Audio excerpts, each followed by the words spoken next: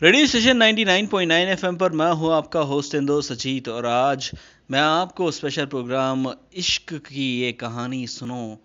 इसमें आपको एक ऐसी कहानी सुनाऊंगा जिसमें एक औरत, तीन प्रेमी और डेंजरस इश्क का अंजाम सिर्फ और सिर्फ मर्डर था।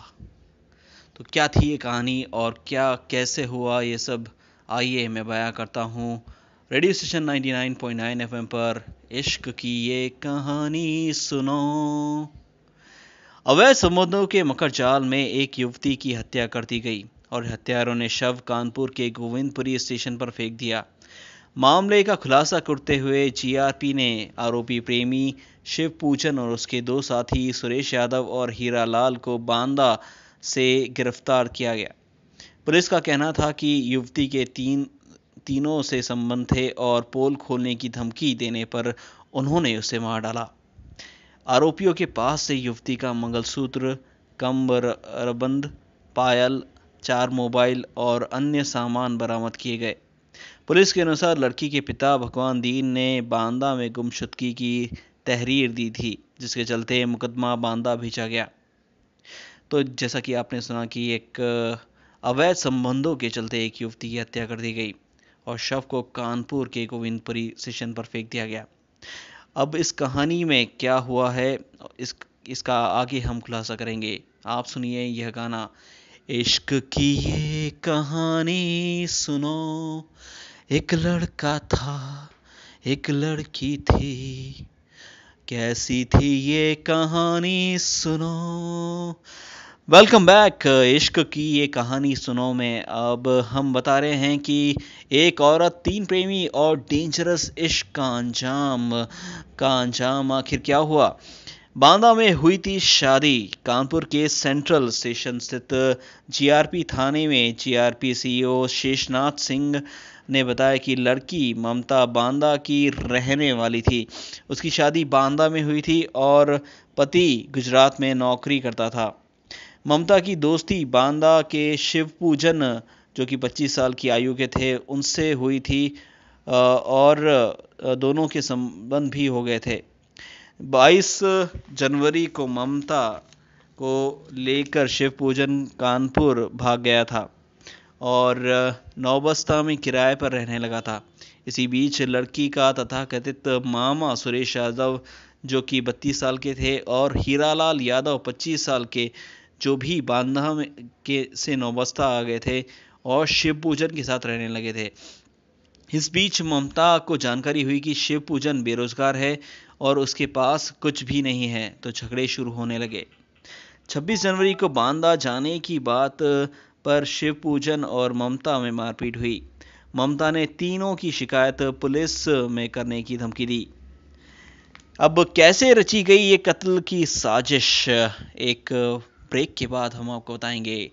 इश्क की ये कहानी सुनो, एक लड़का था, एक लड़की थी, कैसे हुई ये नादानी सुनो। Welcome back. एक औरत, तीन प्रेमी और डेंजरस इश्क का अंजाम में आज हम आपको बताने वाले कि किस तरह से इस स्टोरी का अंजाम सामने आएगा। तो ऐसे रची गई थी कत्ल की साजिश। धमकी के बाद से ही शिवपूजन, सुरेश और हीरालाल ने ममता के कत्ल की साजिश शुरू की। 28 जनवरी शाम 6 बजे बांदा जाने की बात कहकर तीनों ममता के साथ ऑटो में गोविंदपुरी स्टेशन पहुंचे। रात करीब 10 बजे शिवपूजन सुरेश से मिलकर ममता की गला दबाकर हत्या कर दी थी, जबकि हीरालाल मौके से दूर खड़ा रहा। इसके बाद तीनों फरार हो गए। जीआरपी सीईओ ने बताया कि मामले के खुलासे में जीआरपी प्रभारी त्रिपुरारी पांडे, एसआई जितेंद्र सिंह, सर्विलांस प्रभारी आरके सिंह और समेत कांस्टेबल शामिल थे। सभी को जीआरपी एसपी की ओर से 10,000 रुपए का नकद पुरस्कार दिया गया।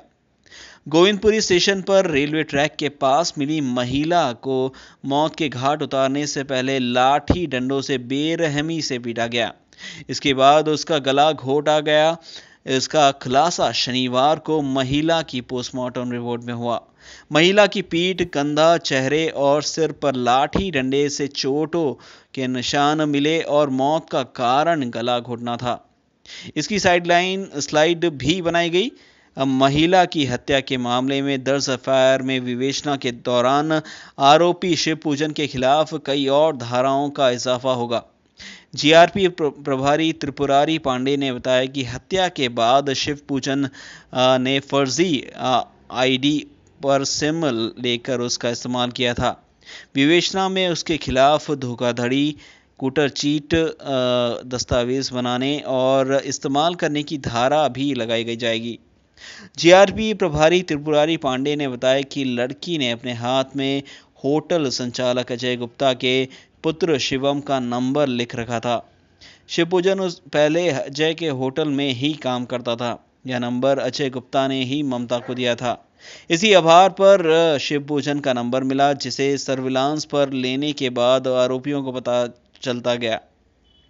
सबसे पहले शिवपूजन को दुकानदार बनकर ट्रेस किया गया और फिर हीरालाल और सुरेश को दबोचा गया। जांच में बात सामने आई है कि ममता के न सिर्फ शिवपूजन से अवैध संबंध थे, बल्कि तथाकथित मामा सुरेश यादव और हीरालाल से भी थे।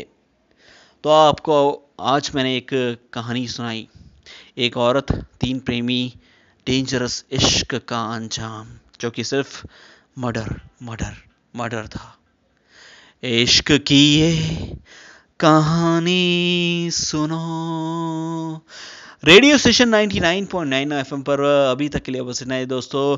आप सुन रहे थे अजीत को रेडियो स्टेशन 99.9 एफएम पर। आप अपनी प्रतिक्रिया मेरे चैनल यूट्यूब चैनल पर दे सकते हैं और कमेंट भी कर सकते हैं। Bye bye, take care.